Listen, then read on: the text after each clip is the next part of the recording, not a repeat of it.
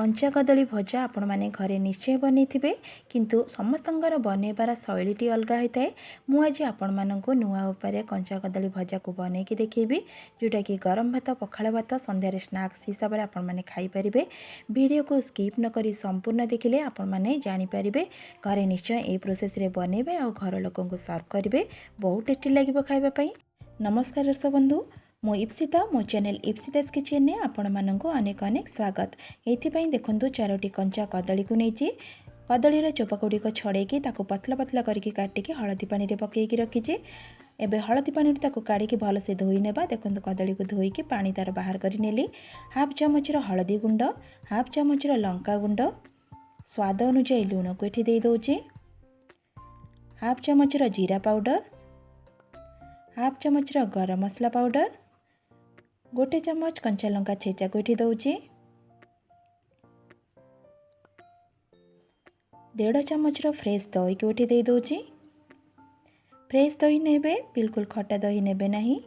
आपण मानकर जदि सॉफ्ट दरकार कदली भजाटी ताले दही ऐड करिवे, नहले लास्ट रे लेंबू ऐड करिवे। एठी 3 चम्मच बेसन को दे दउची, 2 चम्मच राइस फ्लोर माने चावल चूना को एठी दउची। ताकू भल से मिसई नबा। देखंतु मु ताकू मिसई नउची, बिल्कुल पानी ऐड करिवे नहीं। एबे देखंतु भल से मसला गुड़िक कदली सहित मिश्री गला। ताकू एबे 10 मिनिट पर्यंत रेस्ट दे दउची। पूरा परफेक्ट 10 मिनिट हे गलानी। गैस रे कड़े बसैकी मुठी तेल को दउची। मुटा को छाणी भी नहीं, किंतु भाजीबा ठारू टिके अधिक तेल देबे। देखो मुझे तेल देती आपण मैंने से तेल देदेवे। तेल को पूरा गरम कर नेबे। तेल ये गरम हो गला परे मु कदली गुड़िक दे दूची। जेतिकी जागा हेबो आपण माने करेइरे सेतिकी ऐड करिवे। आपण माने एटा को राउंड शेप रे भी काटी नै परिबे। सब कदली को एठी दे देली। किछि समय ताकू आमे छाड़ी दबा। तापर ताकू आर साइड कोल्टेबा। 40 रु 50 सेकंड छाड़ी साला परे गोटे साइड हल्का टिके कलर चेंज हेले ताकू आर साइड कोल्टे दबा। देखो गोटे साइड उल्टे नेली, ताकू पुणी 40 सेकंड छाड़ी नहीं, पुणी ताकू आर साइड को उल्टे नौची।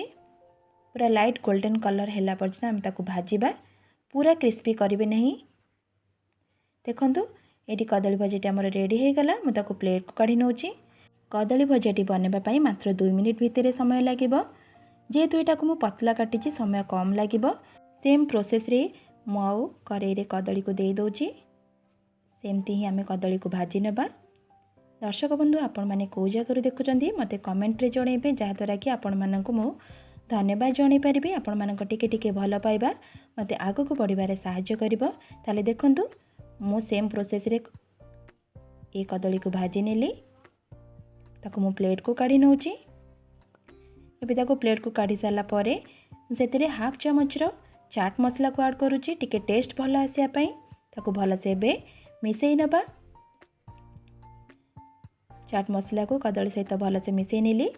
अल्प धनिया पत्र को एथिरे ऐड करूची, ताको मध्य भल से मिसई नबा। बास्ना टिके भल आसीबो। ताले दर्शक बंधु, आपण माने देखिले केमती नुआ उपाय मो कदली भजा को एठी बने नेली। आपण माने निश्चय बनांतु और घर लोकन को सर्व करंतु। पिल्ला मन को मध्य बहुत पसंद आसीबो। जदि आजिर वीडियोटी आपण मन को पसंद लागिथिबो प्लीज गोटे लाइक करि नेबे। चैनल को सब्सक्राइब करबा को बिल्कुल भूलिबे नहीं। आज पई रहुची। नमस्कार, जय जगन्नाथ।